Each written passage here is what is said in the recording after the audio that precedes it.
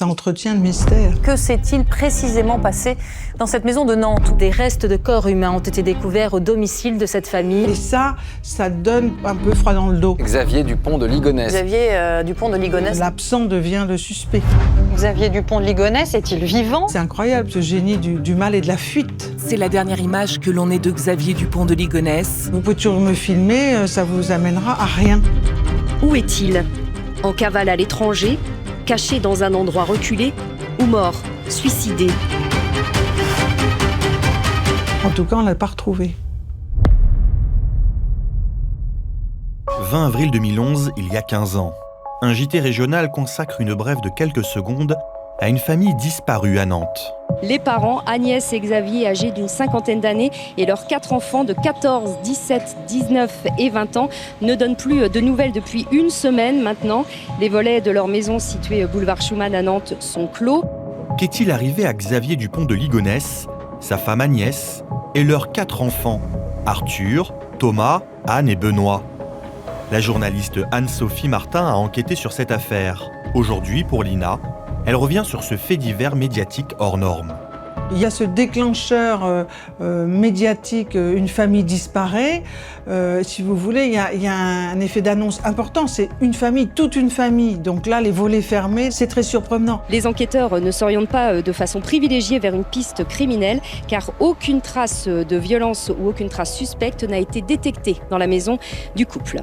Mais il peut s'être passé quelque chose. Ils peuvent être partis pour un deuil, ils peuvent être partis en voyage sans avertir personne, ils peuvent partir pour une mutation, ils peuvent partir de façon un peu rapide, brutale, mais on ne sait pas encore. Donc il ne faut pas non plus imaginer tout de suite un cataclysme. C'est une voisine qui alerte les forces de l'ordre. La police vient à 5 reprises, les 13, 15, 19, 20 et 21 avril. Ce jeudi, 2 jours après l'ouverture d'une enquête pour disparition inquiétante, la police fait une macabre découverte. Ce matin même, il y a quelques minutes, un reste humain a été découvert dans le jardin de cette famille sous la terrasse et l'enquête bascule donc malheureusement nettement sur une qualification criminelle.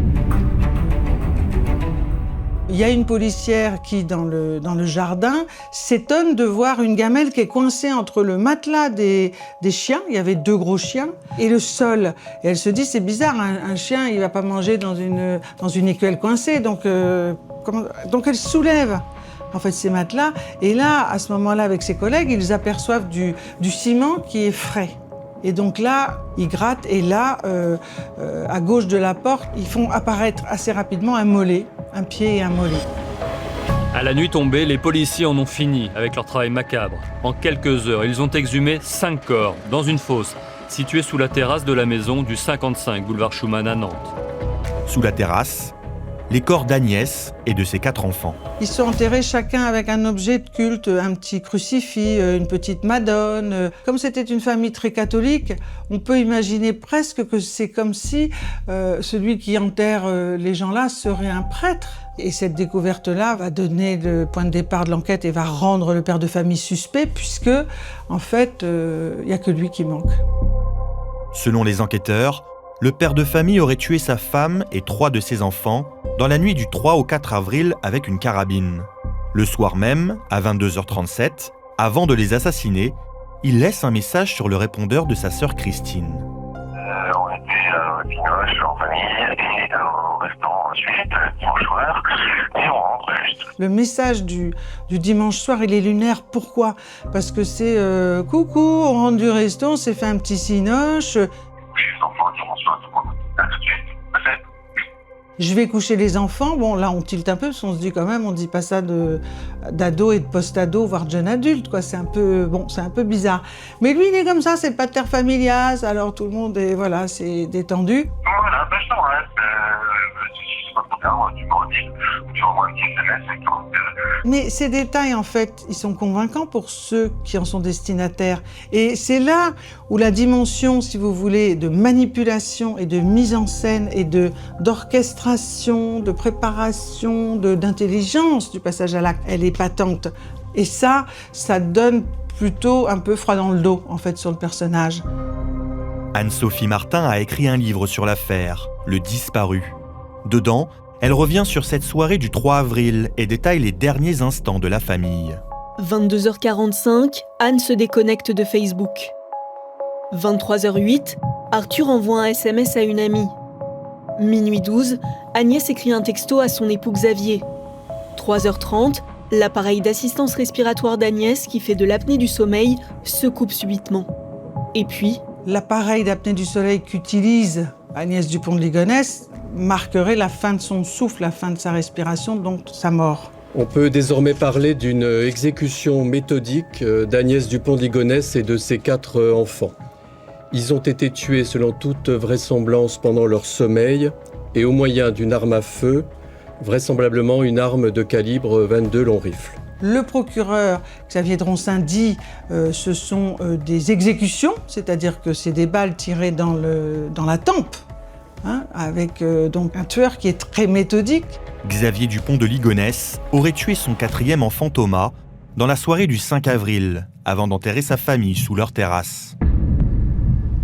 On a le 30, 31 mars et 1er avril des achats avec une carte bleue dans des enseignes de bricolage. Et on sait qu'il y a de la chaux vive qui a été achetée. On sait qu'il y a une houe lorraine, une pelle. Donc ça, c'est pour faire les travaux, pour faire le trou, pour ensevelir les corps. Forcément, c'est mécanique pour les enquêteurs. Les enquêteurs sont venus sur place pour interroger le personnel et confirmer les achats faits dans le courant du mois de mars. Il s'agit d'un rouleau, de sacs poubelles de grande taille et de dalles en plastique pour le sol. Et donc ce sont des achats qui signent en fait le passage à l'acte criminel. C'est ce qui est vraiment la preuve d'une préméditation, tout de suite, quelques jours avant. Autre élément étonnant, un mail envoyé à sa maîtresse en janvier 2010, dans lequel il évoque le meurtre de sa famille.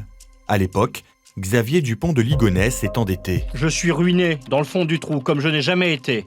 Je n'en dors plus, je fais des insomnies presque chaque nuit avec des idées morbides. Foutre le feu à la maison après avoir donné un somnifère à chacun. En se basant sur ces emails bien réels, cette journaliste vient de publier un roman. Pour elle, ces écrits étayent l'hypothèse de la préméditation. On manque de preuves dans ce dossier, mais il y a une foule d'indices qui l'accablent. Et notamment, dans ces écrits, cette espèce d'annonce du scénario qui collera parfaitement au scénario connu des faits. Pour justifier leur absence, Xavier Dupont de Ligonnès écrit aux écoles des enfants et répond aussi aux messages reçus sur leur téléphone portable. Le père a été muté en urgence en Australie et il m'informe qu'il part avec toute sa famille et que donc Anne et Benoît ne reviendront plus à la Perverie. Le 6 avril, c'est vraisemblablement le père qui envoie un SMS à l'un des amis de sa fille, se faisant passer pour elle. Elle n'avait plus le droit de toucher à l'ordinateur, plus au téléphone, et puis voilà. Enfin, qu'elle était privée et qu'elle était malade aussi, je crois. Il faut bien imaginer que c'est le père qui répond, parce qu'il a concentré tous les téléphones, et il y répond. Pourquoi il fait tout ça ? Eh bien, pour gagner du temps.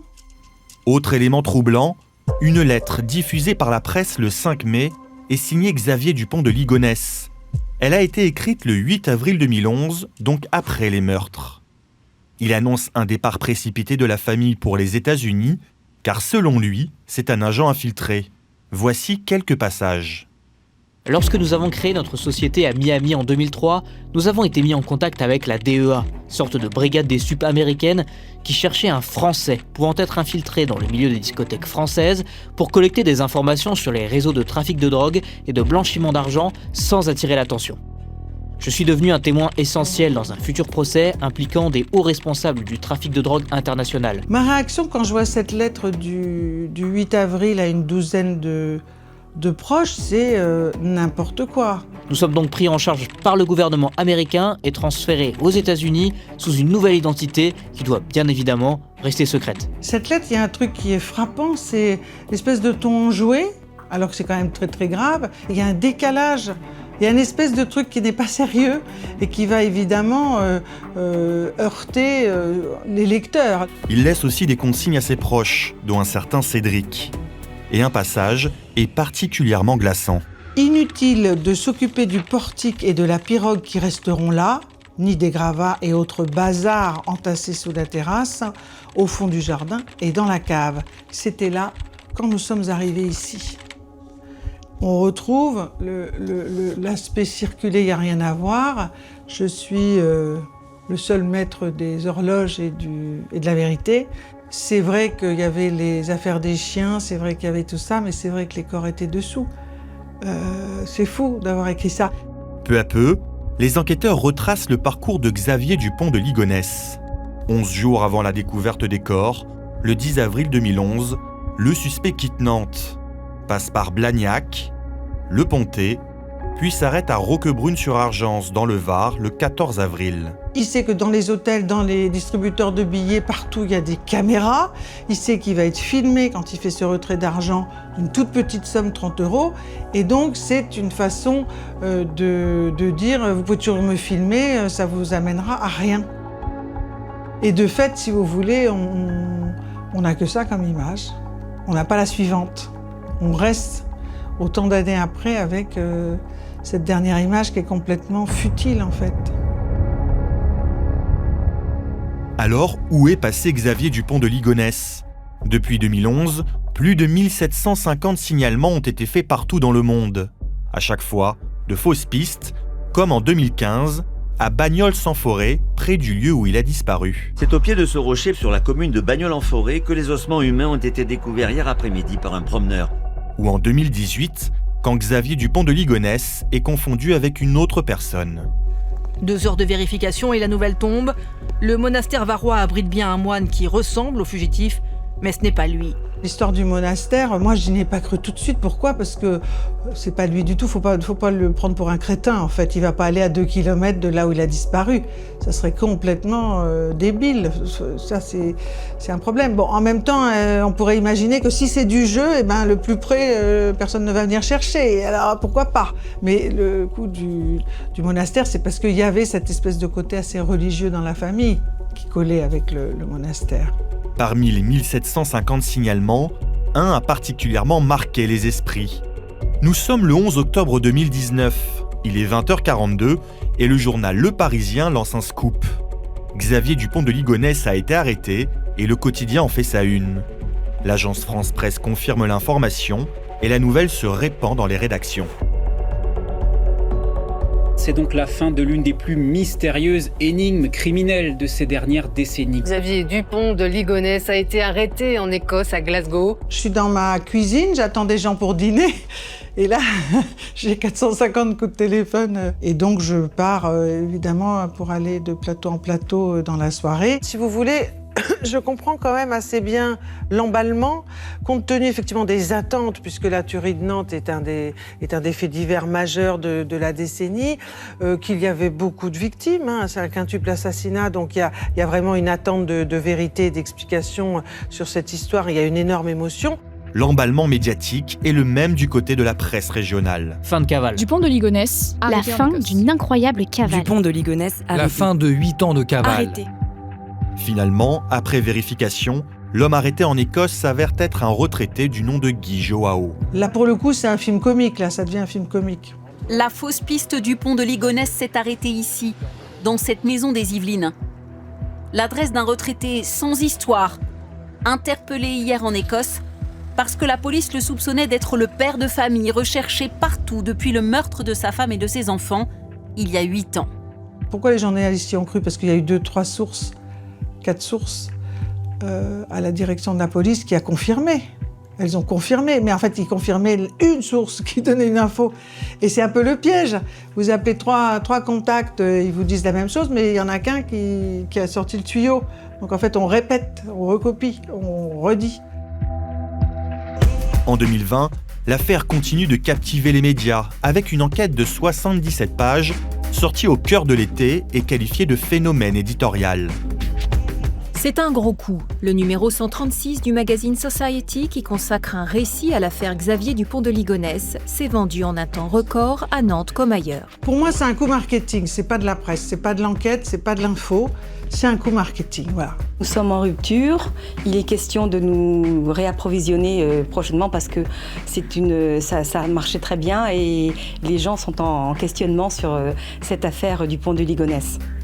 Les faits étaient attendus, mais pas dans cette proportion. 70 000 exemplaires épuisés. Au total, 400 000 exemplaires vendus et une enquête publiée ensuite dans un livre. C'est l'été, hein. Les gens lisent toujours des romans d'espionnage et les histoires de crimes, des polars, etc. sur la plage l'été. Enfin, c'était timé. C'est pour ça que je dis que c'est un coup marketing.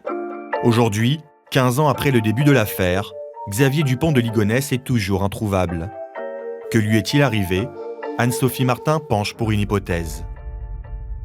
Peu à peu, je vous le disais tout à l'heure sur la cavale, sur cette histoire de gagner du temps, cette histoire d'aller dans un endroit où on peut partir, le sud-est de la France, on peut partir en bateau, en cargo, en avion, en Croatie, en voiture de location pour prendre, etc., avec des faux noms, des faux papiers, c'est très facile. Et donc, pour moi, il est toujours vivant. Alors, savoir où il est, ça, je laisse ce soin, ces recherches aux services compétents.